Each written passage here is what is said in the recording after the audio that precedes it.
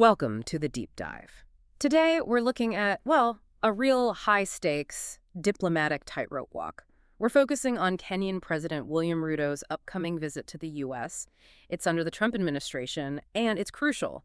This isn't, just your standard state visit. Well, sources we've been digging into, they suggest it's a massive test for Kenya. Huge implications. That's exactly right. And our mission here for this deep dive is really to unpack all the different layers, what's actually on the agenda for this trip. We'll get into the big diplomatic hurdles President Ruto is facing, the economic stakes, which are pretty substantial, and even some, well, surprising cultural bits, too. Right. And yeah, we're drawing this from the materials provided, trying to pull out the key takeaways and maybe some unexpected details. Okay, so this visit, it's not happening in a bubble, as the sources make clear. To really get what Ruto's up against, we need to understand the background first. The U.S.-Africa diplomatic scene under Trump. How's this approach really different from past presidents, and what does that signal for Ruto's reception? Well, what's really striking, and comes up a lot, is the criticism President Trump has faced for what's often called a cold and transactional approach with African leaders. It's a really stark departure from, the warmer, more ceremonial receptions you might have seen before his meetings. They're often described as highly choreographed, kind of stripped of the usual grandeur. White House visits aren't what they used to be, maybe. It creates this feeling of tense engagements, people say, rather than, like, genuine diplomacy. Right, more business-like, less relationship building. Kind of. And it suggests maybe a bigger shift in U.S. foreign policy in Africa, moving away from focusing just on development aid or democracy toward a more direct quid pro quo thing based on commerce, security. That seems to be the angle. We saw a glimpse of this, didn't we, with that mini-summit last month. Leaders from Gabon, Guinea-Bissau, Liberia, Mauritania, Senegal. Observers apparently called it quite staged, casting Trump as the puppet master. The puppet master. Okay, so that sets quite a precedent then. It suggests what Ruto might be walking into. Exactly. It really sets a clear tone for the kind of reception he might expect. So, given this maybe more rigid approach, what cards does President Ruto actually hold? How does he make sure this visit is, productive and not just another one of those choreographed displays? As we look deeper, the sources point to something really significant, maybe a bit precarious. It's the proposed review of Kenya's status as a major non-NATO ally, M&NA. For anyone listening who isn't familiar, what exactly does M&NA status mean, and why is putting it under review such a big deal for Kenya? Yeah, the M&NA status, it's incredibly important. It basically gives Nairobi privileged access to U.S. defense cooperation and training. A big advantage. Now, this review. The things under scrutiny are pretty extensive. Sure. Senator James Risch has outlined them. It includes Kenya's foreign policy alignment, specifically how it engages with China, Russia, Iran. That's a big one. The usual suspects, Washington might say. Right. And then there are concerns about potential links to armed militias, groups like al-Shabaab or Sudan's Rapid Support Forces, the RSF. And on top of all that, human rights concerns are on the table, too. Allegations about abductions, torture, excessive force by Kenyan security forces.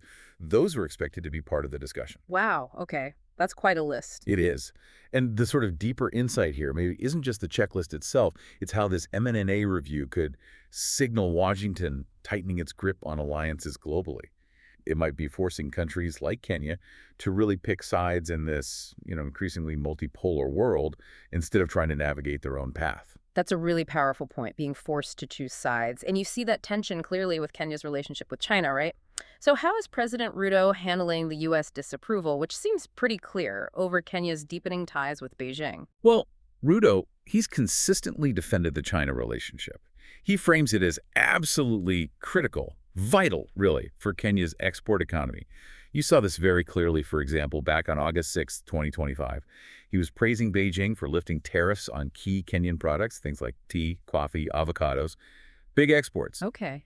And he actually said, quote, "It's partly why I have a bit of a problem with some of our friends," which sounds pointed. He continued, "But it is what I must do for Kenya. It's in the best interest of Kenya that we get into this market." Some of our friends. Not exactly subtle, is it? A clear nod to U.S. disapproval there. Pretty much. It shows he's putting Kenya's economic needs front and center, even if it causes friction elsewhere. It's a classic case. Right. A nation's immediate economic needs bumping up against the geopolitical priorities of a superpower. Right. But despite these friction points we've talked about China, the M&NA review worries the sources do point to one area of, well, surprising collaboration, security cooperation, specifically Haiti. What makes that such an interesting exception, given the overall tone you described? Yeah, this is quite fascinating because you had Trump imposing that 90-day freeze on foreign aid right after returning to office. That definitely spooked a lot of African governments. And this is the key part, the Kenya-led multinational security support mission in Haiti, the MSS, it was specifically exempted from that aid freeze. Oh, interesting. Why? Well, the exemption apparently came after talks between President Ruto and the U.S. Secretary of State, Marco Rubio. So it signals clear bipartisan backing for what Nairobi is doing on the peacekeeping front there. It seems to be one crucial area where practical cooperation is maybe overriding some of the other tensions, a spot of mutual interest shining through. Okay, so Haiti is one piece. Let's shift gears a bit from security. Trade, that's another absolutely massive item on Ruto's agenda for this visit, isn't it? What are the stakes economically, especially with AGOA, the African Growth and Opportunity Act, expiring pretty soon? Huge stakes. Kenya's really pushing hard to lock down a bilateral free trade agreement with the U.S. because, as you said, AGO expires this September. And AGO has been incredibly important for Kenya since 2000. It gives duty-free access for Kenyan exports. We're talking about goods worth $737.3 million. That's about 95.3 billion Kenyan shillings just in 2024. Wow, that's substantial. What kind of goods mainly? Mostly apparel, tea, and coffee, Yeah. really key sectors for them. But Trump's well-known hardline stance on tariffs casts a lot of uncertainty over this. Can Kenya keep that access or even expand it? It's a big question mark. What's interesting, though, is that Ruto seems ready to kind of lean into Trump's aid-to-trade idea How so? by pitching Kenya not as a country needing handouts, but as a reliable commercial partner, a place for business, not just aid dependency. It's the specific strategy, it seems. Right, adapting the pitch to the audience, perhaps. Now, this deep dive wouldn't really be complete if we didn't touch on something I found genuinely surprising in the materials. Ruto's agenda apparently includes cultural diplomacy, and specifically a bid for the Grammy Awards.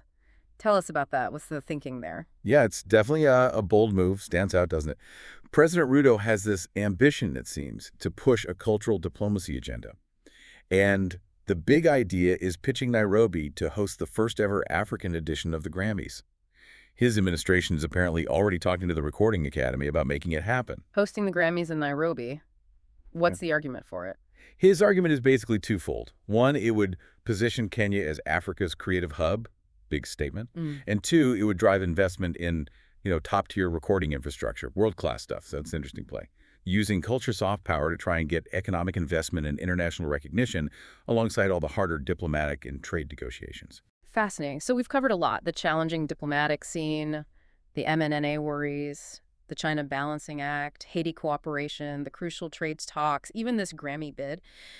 When you put it all together, what does this actually mean for President Ruto himself? How much hinges on this visit for his presidency? Well, connecting all these threads, the source material puts it pretty bluntly. It says, the success or failure of this visit may shape Ruto's presidency for years to come. No pressure. Yeah, really high stakes then. Absolutely. And the core questions this visit needs to answer are basically these. Can he actually secure meaningful bilateral deals? Will he get continued U.S. support for Kenya's security work, like in Haiti? Will Nairobi get recognition for its cultural ambitions? Or will he just face that frosty transactional reception that seems to have marked Trump's dealings with other African leaders? So the outcome is really up in the air. Very much so. Uh, The answers, as the sources say, will become clearer when Ruto touches down in New York this September. And yeah, whichever way it goes, it's going to define a really significant chapter of his time in office. It really underscores just how complex this moment is for Kenya, for its president. So many critical things hanging in the balance. He really is walking a tightrope, as we said at the start. He absolutely is. And, thinking bigger picture for a moment, if this more transactional style is the direction of U.S. diplomacy, at least for now, what might that mean for the stability of alliances we've relied on for decades? And how might new partnerships form or shift around the world? Just something for you, the listener, to maybe mull over as we watch how this particular visit unfolds.